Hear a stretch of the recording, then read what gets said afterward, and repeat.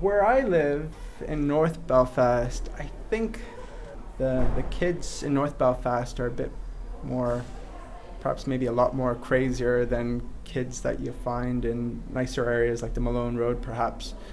I'm often like a target for abuse, it seems.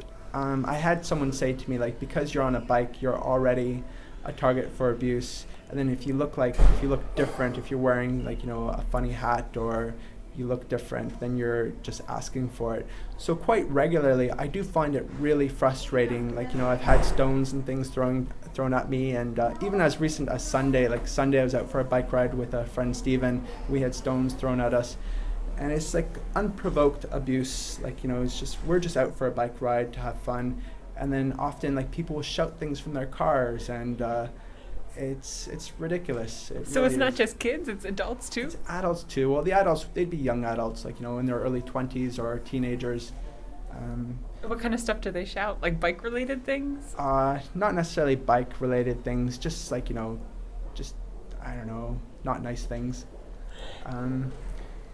But having said that, I've had like wonderful experiences with other people. Like, for example, I was cycling to Derry once, Londonderry, and I was up on the Glenshane Pass, and I just arrived at the top of the Glenshane Pass, and it was quite an achievement to get to the top. And then I got a puncture, and I thought, like, oh no, I get to the top of the Glenshane Pass and I don't get to enjoy cycling down the hill. And all I was doing was just checking out my bike, and a car stopped for me and said, "Are you okay?" And then offered me a lift and drove me all the way to like the door of where I was going to arrive to. And I thought that was really nice.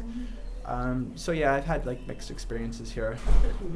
Do you love bikes? When you see a broken bike or an abandoned bike, do you feel some responsibility to take care of it and bring it back to life?